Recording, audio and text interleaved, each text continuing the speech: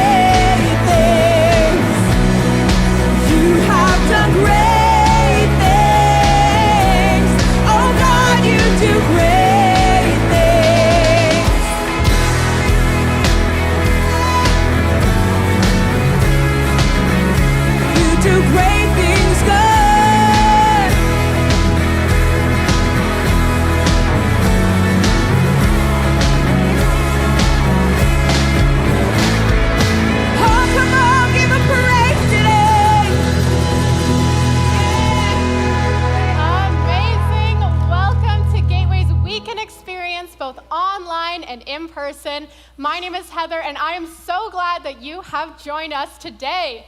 I think fall has finally entered the chat. Summer is gone, fall is here. Any other fall lovers in the room? Woo! Pumpkin spice, everything nice, amazing.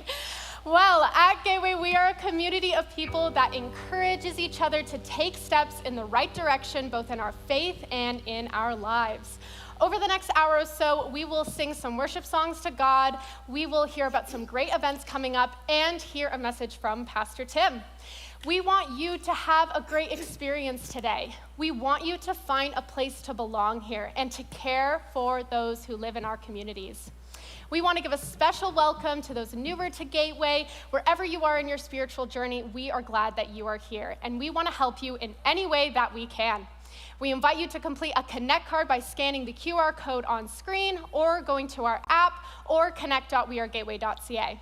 If you're here in person, stop by the Welcome to the Family sign out in the atrium on your way out. You can't miss it. We want to say hi, get to know you a bit better, and we have a gift for you. All right, we're going to continue with worship, so why don't you sing along with us?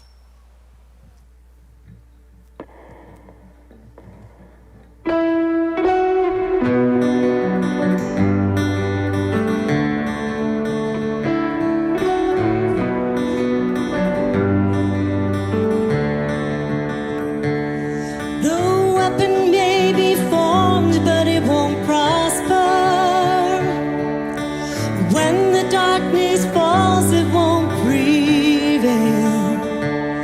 'Cause the God I serve knows only how to triumph.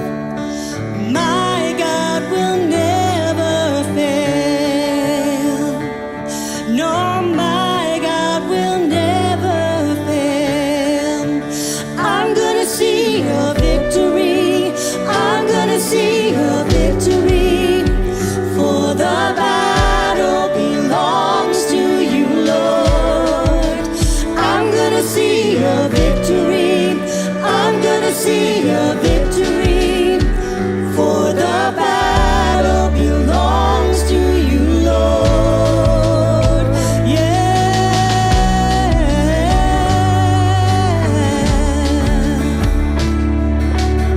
Oh, come on, let's sing. There's power in the mighty name. There's power in the mighty name of Jesus.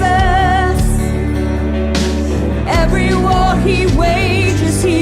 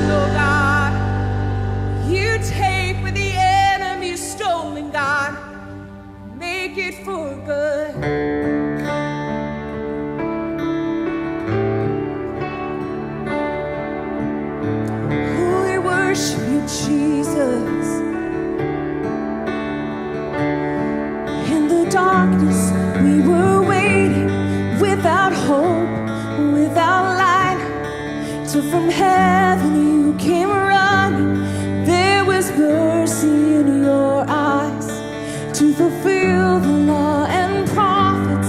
To a virgin came the word from a throne of endless glory to a cradle in the dirt.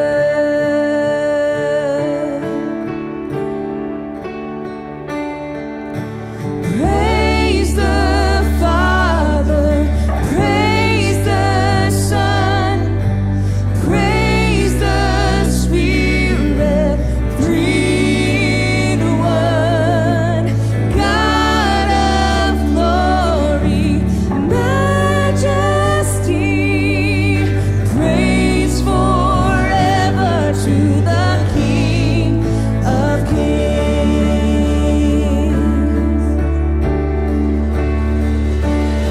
To reveal the kingdom come and to reconcile the lost, to redeem the whole creation.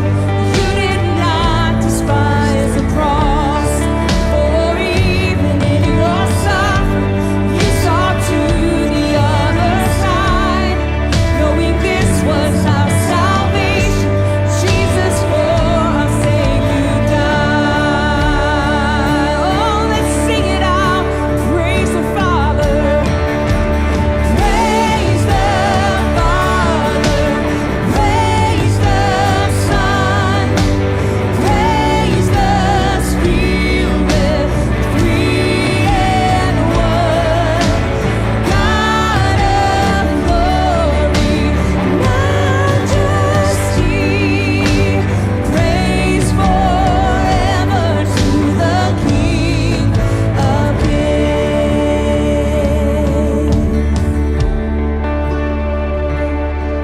On the morning that you rose, all of heaven held its breath, till the stone was moved for good, for the Lamb had conquered death, and the dead rose from their tombs, and the angels stood in awe, and the souls of all who come to the Father are restored, and the church of Christ was born, and the Spirit lit the flame.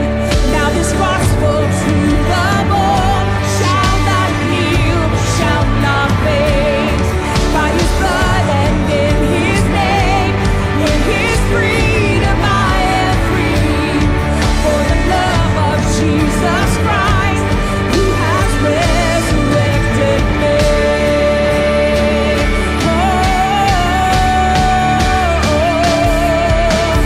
Praise the Father, praise the Son, praise the Spirit, three in one. God of glory, majesty, praise forever to the King of Kings. Oh, praise forever to the King of Kings. Oh, give Him praise this morning. You are the King of Kings, the Lord of Lords. That's you, Jesus. Oh, we worship you, Jesus. Oh, we honor you. We honor you, Jesus. Amen. Thanks for worshiping with us this morning. You may be seated.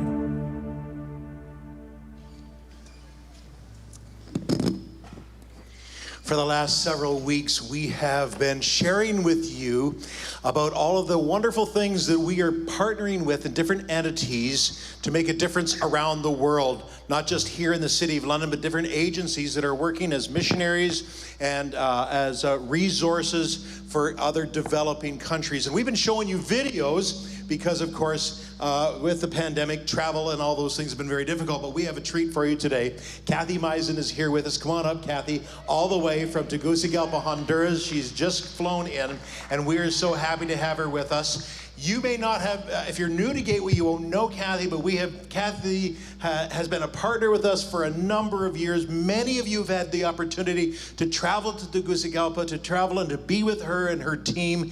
But I want to introduce her to so many of you here today. Kathy, so good to have you with us. Tell us a little bit about what you do and introduce yourself.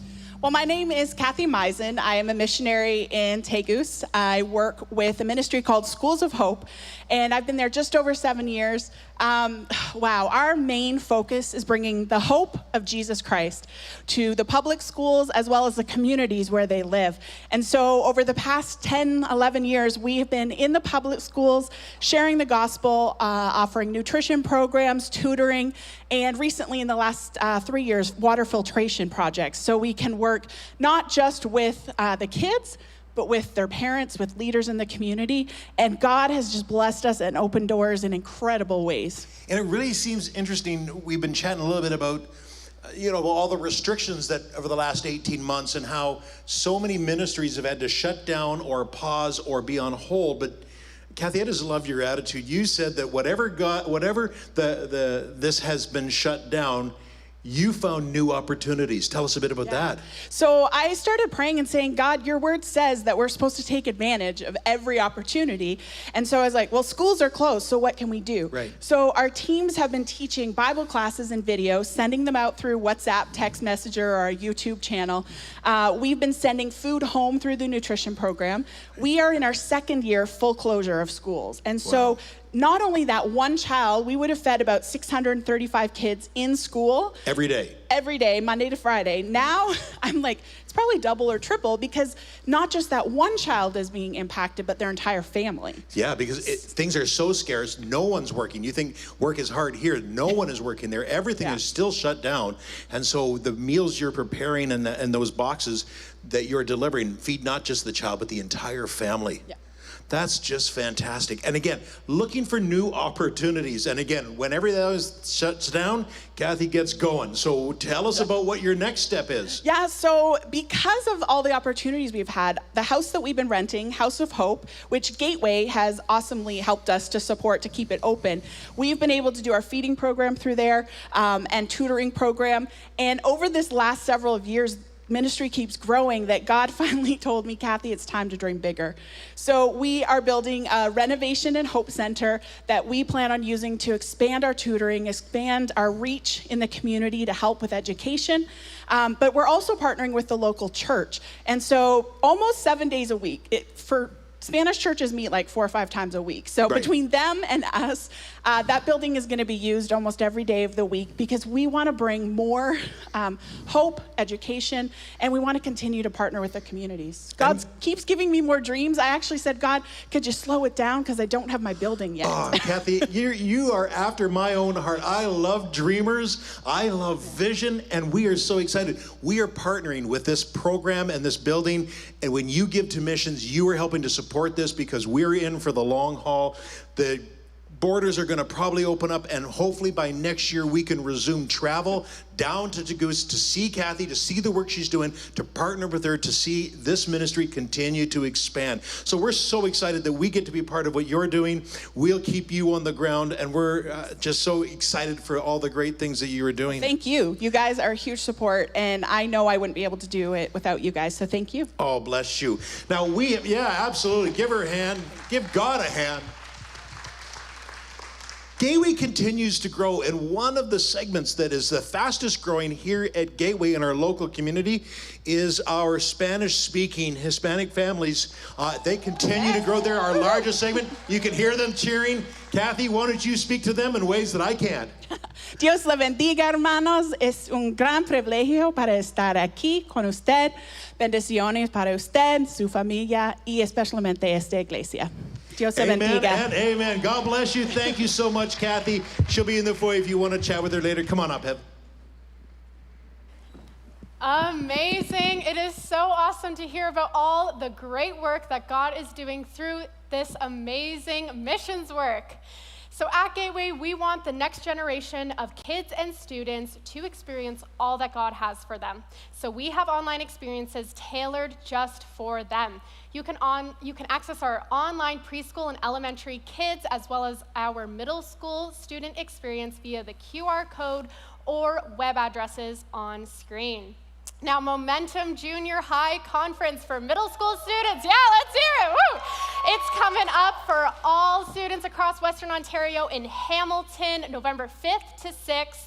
And this is a high-energy event with a focus on leading students into a deeper relationship with Jesus through biblical teaching and worship. Now, the early bird price ends today, so you can register at wearegateway.ca. For those of you who are new to faith and new to Gateway, Pastor Blair and Matt are going to be offering a 3-week Connect group. This is going to be Wednesday, November 3rd, 10th, and 17th at 7 p.m. at the London campus. They'll be going through a group study called 3 Questions Everybody Has About God. Now, if you'd like to attend the group, please email Pastor Blair at the address on screen.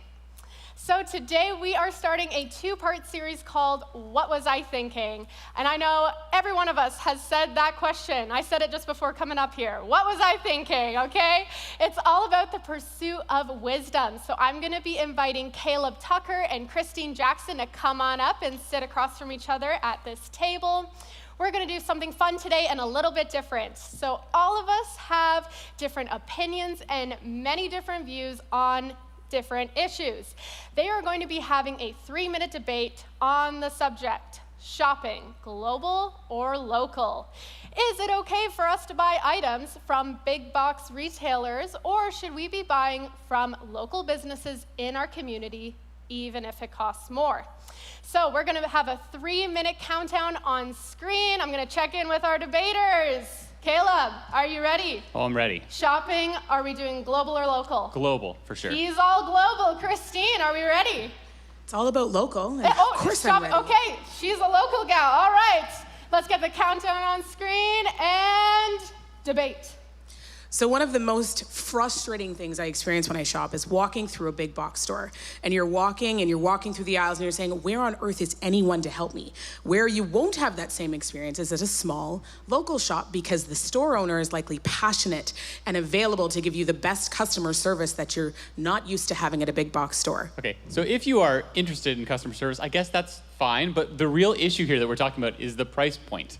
Like, if I can go to the same store, to a different store, and get a better price, then why would I not go there? Yes, customer service is great, and if they can compete at that level, that's fine if you want to go there, but I don't want to tell other people. Is it truly a competition? Is it truly a competition? Because when you consider the economy and numbers, small businesses are the greatest and largest employer of people throughout the country. So if you're saying, well, what about the bottom line? I'm saying, if you tell the little guy that's going paycheck to paycheck that he's not gonna have a job anymore because the mom and pop shop on the corner can't employ him, what's he gonna do? Other big corporations employ people too. More people, probably. They're bigger. No, that's not entirely true. That's not what the evidence suggests. They have more people. Well, they might have more people in one big box store, but if you look across the board, they don't necessarily. But what also is important is that smaller shops and more shops against the big box store create diversity, and they create... And inefficiencies. Because this is also very true. That's why the price is cheaper, because you're spending people hours on things that robots can do. And yes, I get that they're jobs, but they're not good jobs. But doesn't that undermine your first point where you were suggesting it's all about the money? And if you're having a robot do something, how does that allow me an opportunity to feed my family? Because I'm not working. The question isn't, should I work for a big box store? It's, where should I purchase things? And I want to buy things from the cheapest place because it's the same product. But if I don't have a job because I can't work at the mom and pop shop, I don't have any money to purchase at the big box store. But we haven't even talked about the environment and the impact that purchasing globally has on the environment and all this transportation. 1 minute. Well, I mean, smaller shops do shipping too. Like, once again, it comes down to if big companies can afford to ship things and do it cheaper, then they must be doing something more efficiently. Smaller places also pollute. They don't pollute as much as bigger companies because they're bigger. Like, the difference between those things and the whole environment issue is something that's so much bigger to unpack than just global versus local. You're right, but when I'm going to a store, I don't have the opportunity or the time to research all the intricacies. I really want to know, how does this impact my community right now? And if I invest in my community, then I'm investing in my neighbor, and my neighbor is more willing to invest in me. And not only they're more willing to invest in me, they're willing to invest in my neighbors and my general community, not the big box store who's ready to they're not ready to shut down and move to the next cheaper place. Yeah, I guess so. But once again, if you're telling someone you should be shopping at this more expensive place, people need to spend money on so many things. Prices are going up everywhere. And if you are needing to spend money on something more expensive, you're not going to have enough money to pay for things that you need. to ensure that you have that money. You guys are done. Give them a round of applause. Amazing job. Thank you to our debaters. Some really great points made. They kept it pretty civil. The first service got a little ugly, okay? We are going to give you guys the opportunity now to discuss and maybe even debate with those around you. So this is your scenario. Your kitchen table broke and you need a new one. The big box store sells it for $1,000. You then find it on Amazon for $900 with free shipping, and then you discover a family-owned local furniture store who sells it for $1,100. Now, that could stretch your budget, but you know that they've struggled over the last year. What would you do and why? While you are discussing this, we have an in-person experience for our middle school students. So if you are in grade 6 to 8, I invite you to go out to the atrium for your program. Everybody else, go ahead and discuss for a couple minutes, and we'll be right back.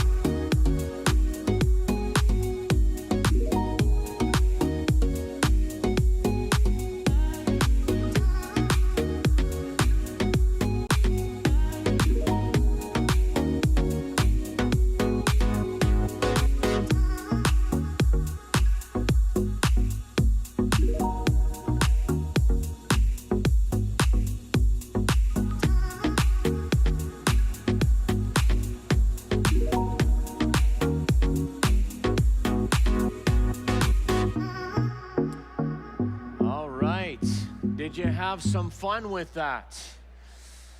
How many of you are delighted to discover that it is okay for you to fight with each other in church? What do you think, you know? Let's have a spirited debate and argument.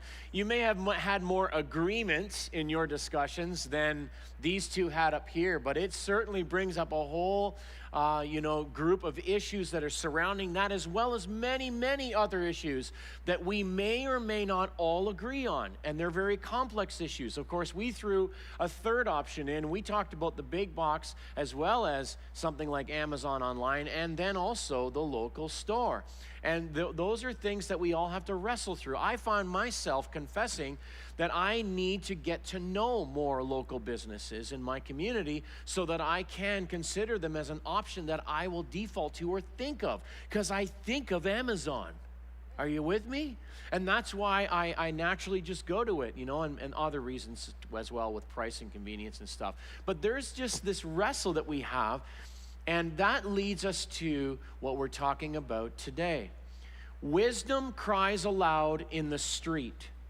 In the markets, she raises her voice. At the head of the noisy streets, she cries out. At the entrance of the city gates, she speaks. How long, O simple ones, will you love being simple? How long will scoffers delight in their scoffing and fools hate knowledge? These are the words of King Solomon in Proverbs chapter 1 from around 950 BC. And it would be easy to think that we now have far more information and knowledge and understanding than they did 3,000 years ago when he wrote that. And that is certainly true in many areas of life, including utilities and manufacturing and health and medicine and, of course, technology. But at the same time, have you ever made a decision to say or do something and later found yourself asking, what was I thinking? Anybody? I think I asked it already today a couple of times. Join the club. I've asked that question many times, too often. And it's kind of like we're wondering why we could have ever thought it was a good idea, to send that email on. How could I have thought it was a good idea to share that online post or buy that item or start that relationship? And it happens more than we'd like to admit.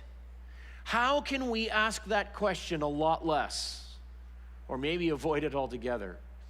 Obviously, just having more information or knowledge alone isn't going to cut it. And that's because, friends, this is an issue of human nature rather than human advancement. We have learned many things and we have gotten better at many things, but none of those things change the way we are or what we're like. It doesn't change how we tend to think. It doesn't change what we tend to say and do, because this is more an issue of human nature than it is of human advancement.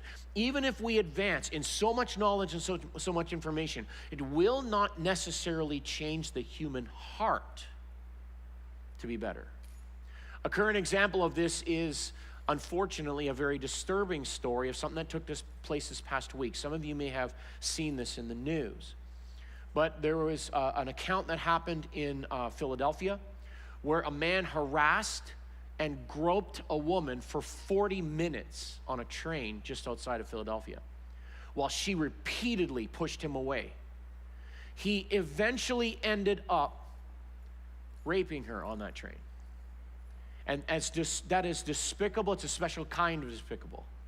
But what is equally disturbing is that there were many fellow passengers on that train, and none of them intervened, and no one called 911.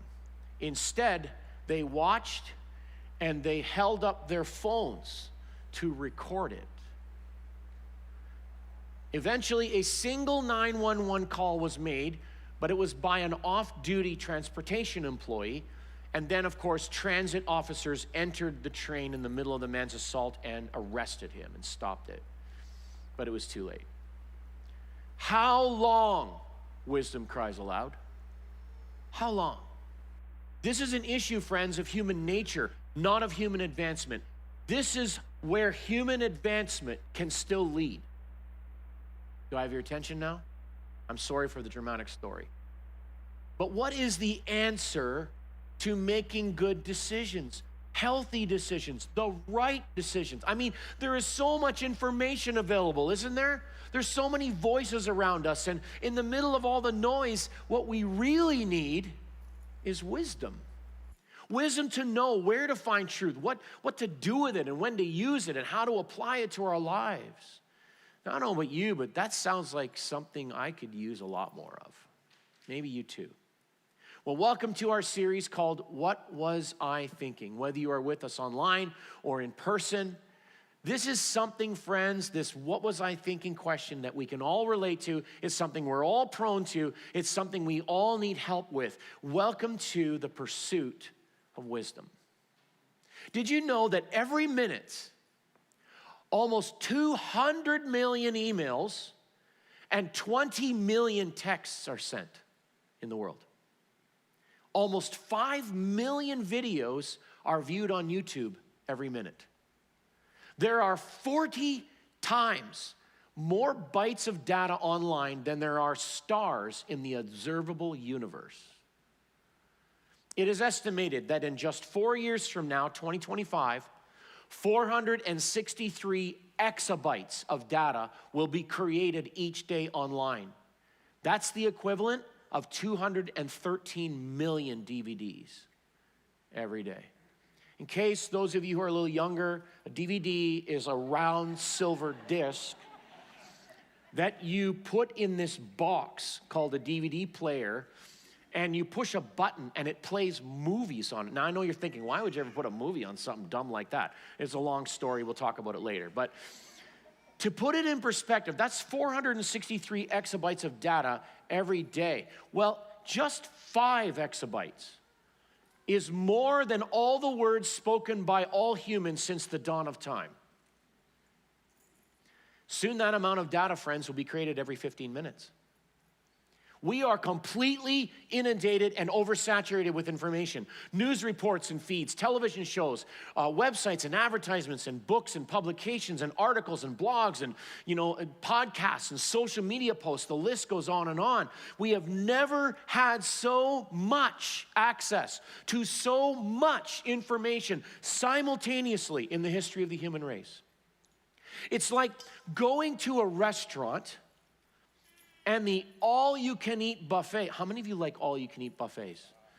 The rest of you either lying or just not quite with it, all right? But you just gotta go. You gotta go to an all-you-can-eat buffet, all right? It's like the restaurants were made for all-you-can-eat buffets, right? We know that. Well, it's like picture this. You're going to a restaurant, has an all-you-can-eat buffet that is the size of Toronto. The all-you-can-eat buffet is the size of a large city. And more is being constantly added to the buffet, and people are stuffing food into your mouth and pouring beverages down your throat. And when that's done, you go back to get more of whatever you want. And it never ends. It only increases. That's what it's like. Did you know that the average human being checks their phone up to 200 times per day? Average. Any average people here today? I'm guilty of this, and we don't even know. We're not even aware that we're doing it that much or that often. It's quite a consumption, isn't it? Brett McCracken, in his book called The Wisdom Pyramid, says this: ever since the Garden of Eden, humans have struggled with contentment. We want more than what we have, and we want it now. Have you ever noticed how everyone is now an expert on everything? That's one of the byproducts of the availability and gluttony and immediacy of information. We recognize less and less the actual qualifications of others, and we have an inflated view of those who actually aren't qualified, including ourselves. And now we can share all of those opinions online, and that's how we know they're true, right? Because it's online. As Brett describes it, everyone has a megaphone, but no one has a filter. Using the buffet analogy, did we ever stop to ask if this is good for us? If we actually know for sure where it all came from, who prepared it, how it was prepared, exactly what is in it, and if what we're eating and consuming is actually what we need, regardless of whether it's what we want. Did we ever ask that? Did we ask if it's what God has for us or not? When it comes down to it, friends, there are 3 primary sources of information. There is God, humans, and the devil. And where information comes from is extremely important. Information that comes from God is truth. Information that comes from humans can contain truth. It might be true or it might not. And according to Jesus, information that comes from the heart and mind of the devil is a pack of lies. It's the same way with knowledge. If you have ever read Genesis chapter 3, when Adam and Eve listened to the devil's lies and they disobeyed God and fell into sin, what tree did they eat from? The tree of the knowledge of good and evil. You see, they were never meant to know evil for themselves. We were never meant to have that knowledge. And I would propose that there is a lot of knowledge that we were never meant to have. It's the same with wisdom. 1 Corinthians 1:21 says, the world through its wisdom does not know God. And so humanistic wisdom that is based only on intelligence and belief in a human-centered philosophy will not lead us to know God and thereby know truth. It will lead somewhere else. And we've seen in our world the places it can lead. Knowing the source of information, friends, is critical. It's critical to what we do with it. So we know what to do with it. So whether we will believe it and trust it and receive it and share it with others and ultimately change the way we live by it or not. I find it amazing that today so many people are believing and trusting and receiving and sharing information and even making decisions to change the way they live when there is no way they could know for sure that what they're swallowing is actually true. No way. Particularly during the pandemic. Let's call it for what it is. We have seen information spread throughout the world at an alarmingly rapid rate containing inadequate data, varied opinions, contradicting beliefs, and unfounded projections about the future. No matter what you believe, friends, about current issues, you can find information to support your opinion, can't you? Pretty easy. And that's what we do. We go to the places that support our opinion, and we get more of that buffet. It must be true then, right? Friends, information itself has gone viral in pandemic proportions.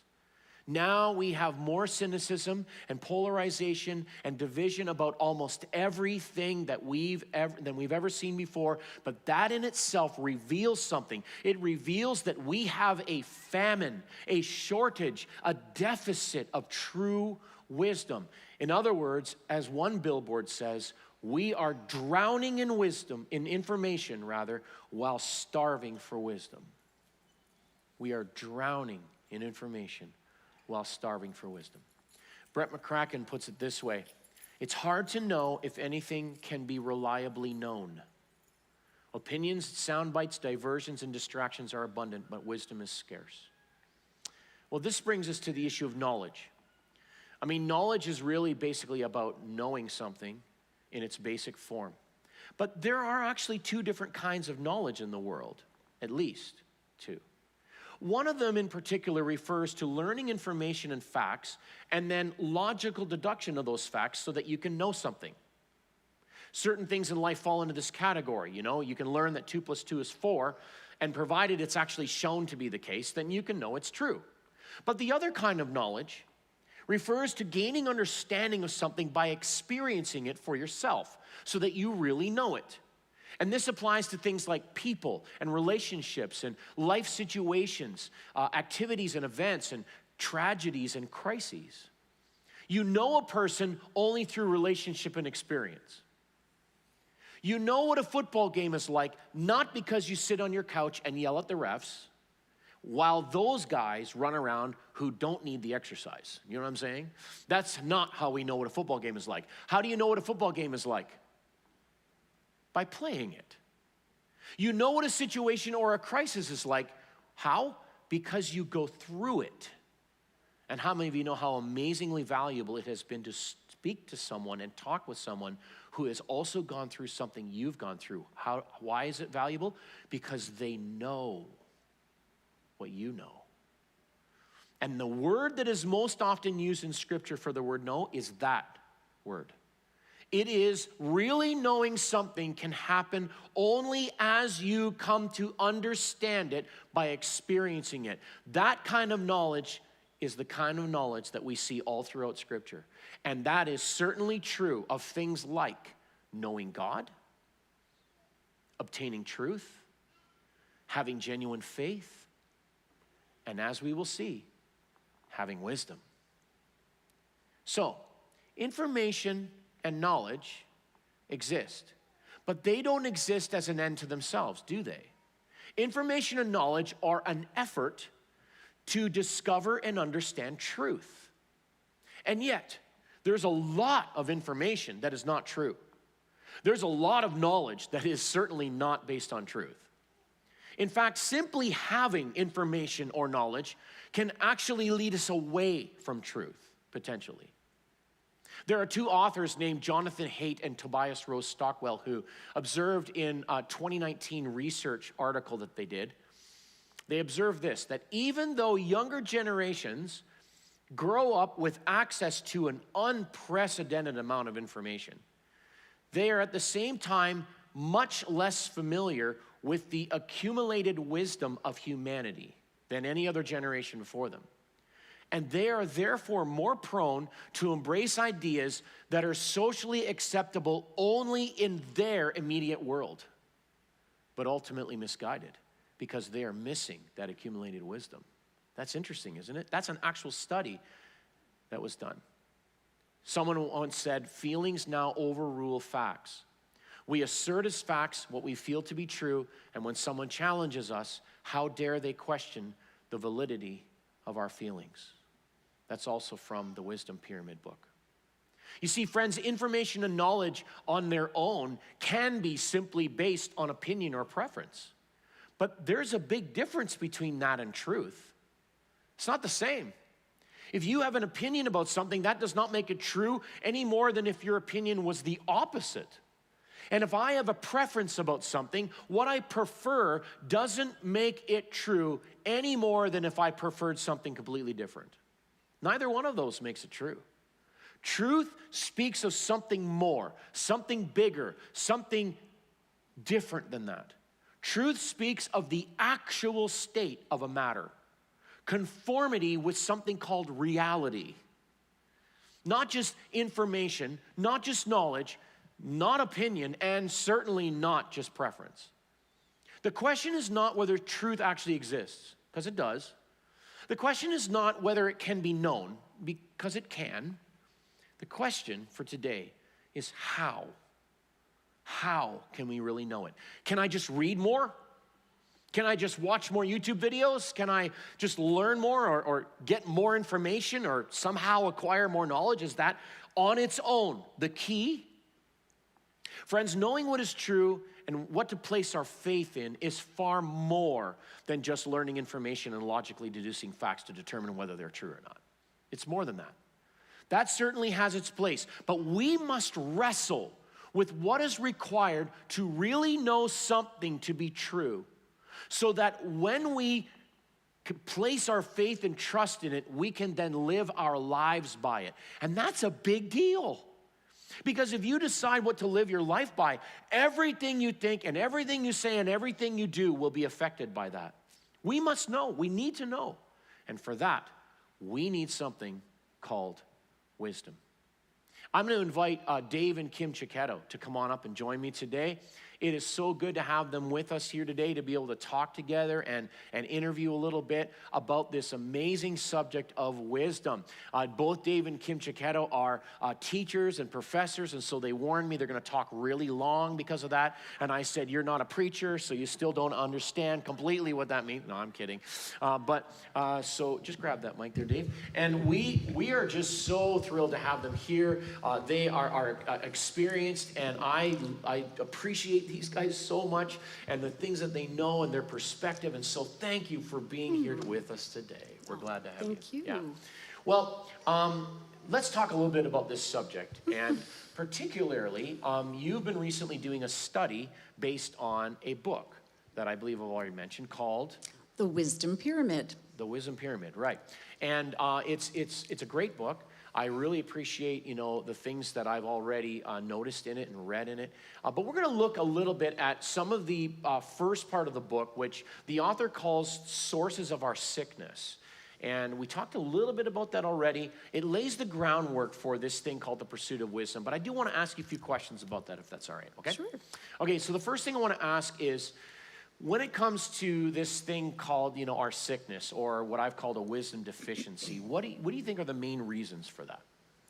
Well, I think your analogy of the city-sized buffet really gets at it, because the first problem is just too much, way too much information that we're exposed to. And we might say, well, I don't spend that much time on social media, but no matter what you do in our culture, information is bombarding you constantly through social media, through emails, through traditional sources like radio, TV, newspapers. We have all of this information. And just like the buffet, too much or more is not always a helpful, healthy thing. I think the second problem that's a source of our nutritional deficiency in wisdom has to do with the speed with which we're consuming that knowledge. So it's kind of like going to the buffet and not chewing anything, just inhaling it all. That's not a good recipe for healthfulness, right?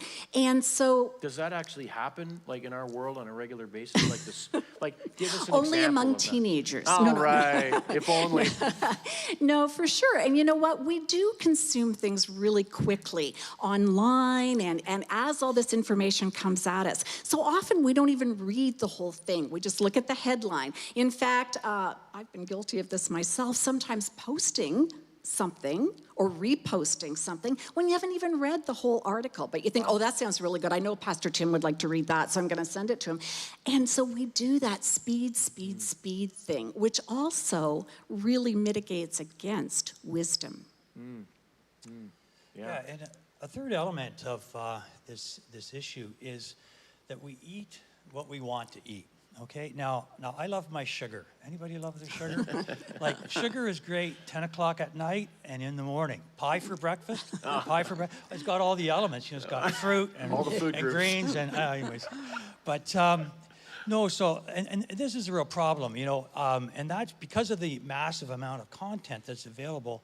Like, we really can spend all of our time really just going after those things that we are particularly interested in and miss out on other aspects of life, and thereby, of course, affecting our wisdom. I know Tim and I, Pastor Tim, you and I, we share an interest, which is motorcycles. Oh, yeah. And how many times have you haven't, gone down that yes, rabbit I have. hole Yes, I of have. motorcycle sites, 3 hours later. So I that's wish I could say I was wise enough to not do that, but anyways. it happens. But and one of the issues with this is something to recognize about the internet, and then particularly for some of the more offbeat, fringe kinds of ideas, is that content can be controlled by very, very few people. So there's just a handful of people, and everyone else is using that same information. It looks like it's coming from hundreds of sources, but it's really coming from the same very few people. So that is a problem. Well, and Dave, when we look at that thing that we tend to do, which you mentioned, going really towards the things that we want, would it be safe to say that we're kind of being targeted that way? That there's a reason why we're always seeing the same information that we tend to like? Yeah, we absolutely are, but there's a number of other symptoms. We talk about being targeted, and so that's the confirmation bias of the internet. And so, like, the personal algorithms are designed so that you really only get those things showing up in your feed that you are interested in, and so that becomes like a serious problem over time. For example, you can waste a lot of time on things that just are not all that critical. But more importantly, this, particularly social media, another symptom is the fact there's a lot of mental health issues.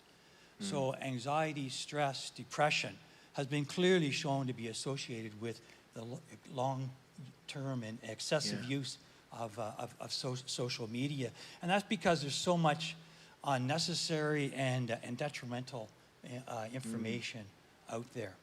I think the other symptom that we do have is, fragmentation and disorientation. So it really gets down to, like, what is trivial, what is important.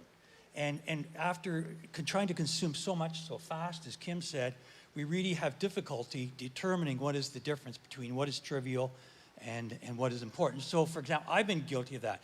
I mean, how productive is it for me to know all of the ins and outs of the Britney Spears custodian battle? Really, just not necessary, okay? So yeah, sorry, a dirty little secret. That's awesome. I didn't even know that about you, Dave. But and sort of the final symptom is, there's kind of a decision and commitment paralysis. We think of, Amazon Prime and Netflix paralysis, sitting down at night, what are we going to watch, because there's so much choice. But the same thing happens in many other elements of critical areas of our life, where we just have the paralysis of saying, really, what is the wise, what is the proper choice here? And of course, the attention span Yeah. that we all have gets really shortened. Oh, right? yeah. There are some definite cognitive and behavioral implications to this sickness that McCracken describes. One is that attention span. Research suggests that we've gone from a whopping 12-second attention span to 8 seconds currently, which is just unbelievable. And along with that, there is a decrease in our critical thinking skills and our ability or desire to analyze things. We also have this insatiable appetite for novelty, right? Because we're seeing all this stuff and it's all so quick. We just want more new stuff. Next story, next step of Britney Spears' journey. Whatever it is, we want something new. The problem with all of this is when our concentration is decreased, there's an actual physiological effect in our brain. And Dave could tell you all about that in great detail. But all I know is that when your concentration is impaired, that actually decreases the amount of gray matter in your brain. And at my age, I for sure need all of those gray matter cells. I don't want that to go away anytime So these soon. are very, very serious cognitive and behavioral implications of what we do.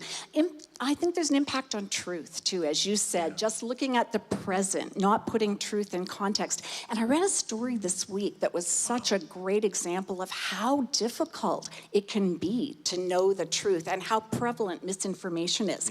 A little town in North Macedonia called Veles, very poor teenagers with not much to do, but some good technology savvy, discovered in 2016 a great way to make money: fake news and infiltrating the American political discussion with all sorts of deep fake videos, fake news, and so on. So a Norwegian journalist photographer went to do some research on this little place and write a book about it. And in the process of doing so, he decided that the very best example of what happened would be to make his own book a fake. So in fact, he took all these gorgeous photographs that are legitimate, but none of his photographs had people in them.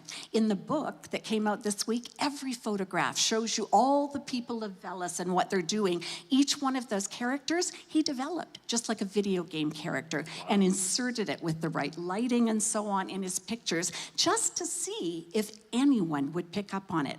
Even his most knowledgeable photography colleagues, nobody got it until he pointed it out. So serious problems with truth and misinformation. Wow, do we ever need wisdom? So, one last question. How can the pursuit of wisdom change this? I think the key element for us to remember is, there are definitions of wisdom, but for us as Christians, the life, the death, the resurrection of Jesus Christ, the Messiah, changed everything. Our whole template, our basis for wisdom is not any definition that the world would have regarding wisdom. We come from a point of view where Christ is king and God is in control of this world. So everything that we look at and make a decision upon and apply wisdom to is different for us. Wow, well said. Thank you. Let's thank them today.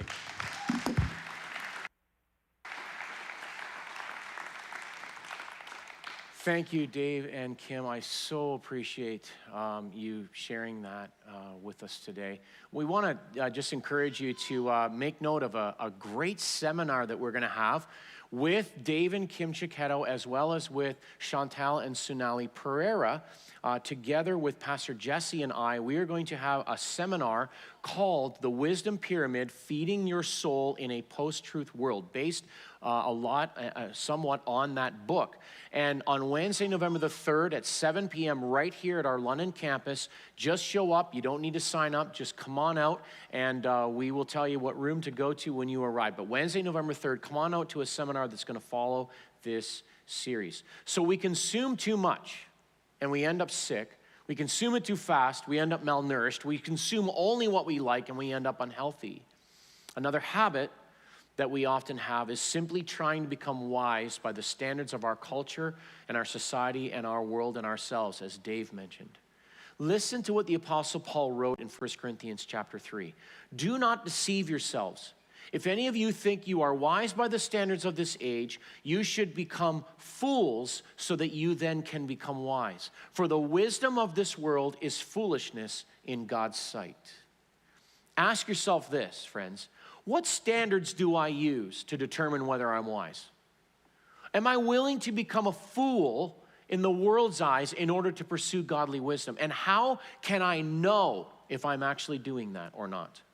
You see, true wisdom involves knowing where to find truth and what to do with it, when to use it, and how to apply it in our lives. And in our daily lives, we desperately need to be more wise and discerning about what we take in and think about and dwell on and form opinions on and talk about to others. That will lead to words and actions that truly show heavenly wisdom that comes from God instead of just our own. So where does this lead us? Well, true wisdom will always lead us going down the right path. It will always lead to the path of integrity and morality and uprightness and godliness, a path towards God himself. In John chapter 8, Jesus said, if you hold to my teaching, you are really my disciples. Then you will know the truth, and the truth will set you free. You see, friends, this is where wisdom leads. True wisdom always leads us to the truth. And I want you to look at this just briefly with me before we're done. It leads us to hold to Jesus' teaching, to really being his disciple, to really knowing the truth, and then experiencing the freedom that comes from that. I don't know about you, but that's what I want. That's what I want in my life. I want to know that that's the path that I'm following. We have a wisdom deficiency, and we need to position ourselves to receive wisdom replenishment, which we will go after next week. Together, we will look at how we can get wisdom and know the right sources of wisdom and how much of them, and apply them daily in our lives. Don't miss it. I invite you to close your eyes for a moment with me before we finish. Psalm chapter 1 says, blessed is the one who walks not on the counsel of the wicked, nor stands in the way of sinners, nor sits in the seat of scoffers. But his delight is in the wisdom of the Lord, on which he meditates day and night. He is like a tree planted by streams of water that yields its fruit in its season, and its leaf does not wither, and then all that he does, he prospers. Father, I thank you today that you are a God of wisdom. I thank you that you lead us in your ways, and I thank you for the ways in which you desire to teach us your truth. I pray that you would begin to open up our hearts and our eyes so that we would actually know, Lord, how to follow you in a way that pursues true wisdom and truth and knowledge from you, and not just our own version of it. I pray you will continue to lead us and guide us in these ways as we move forward. In Jesus' name, amen. So thank you for joining with us today. Don't forget, the Will Graham event is happening tonight at 6 p.m. And we just know that God has got some great things in store, so come on out. Don't forget to bring a friend. 2 Corinthians says, each of you should decide what to give. And when you give, don't give it out of compulsion, give with joyful hearts. And so thank you for the way in which you are giving and continuing to help us do all the great things that God has called us to do here at Gateway Church. And so you can see the QR code, or you can go to our website and figure out different ways in which you can give. And when you do, you help us to do all those great things, as we said, including missions. And so if you want to help support what Kathy Meisen's doing just on however method you give. Don't forget to put the word missions. Again, we're just so grateful to have you joining with us today. Before you leave, for those of you who are in person, we do need those chairs stacked 10 high over against the wall. Once again, thanks for coming, and we'll see you next week.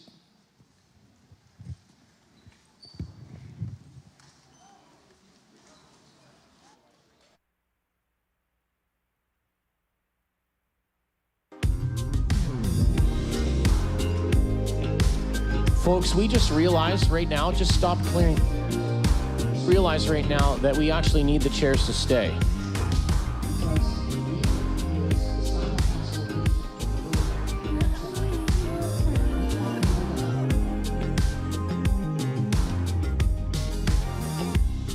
What you doing so far from home? Are you lost and wanna be alone?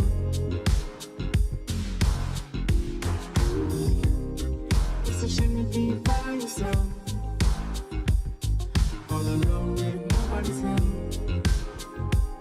Oh, see, I got what you want, I got what you need right here, right here. Got just what you want, just what you need right here, right here. Don't let your pride keep you from what's by your side. Don't let your fear keep you from staying here.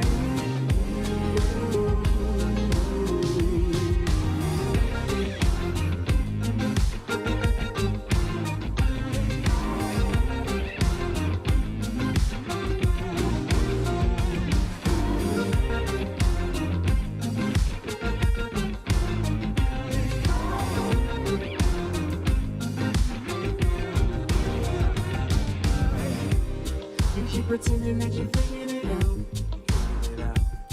when all I see is a face full of doubts. You only could pretend for so long, till reality sets in and come home. You're wrong. See, I got what you want.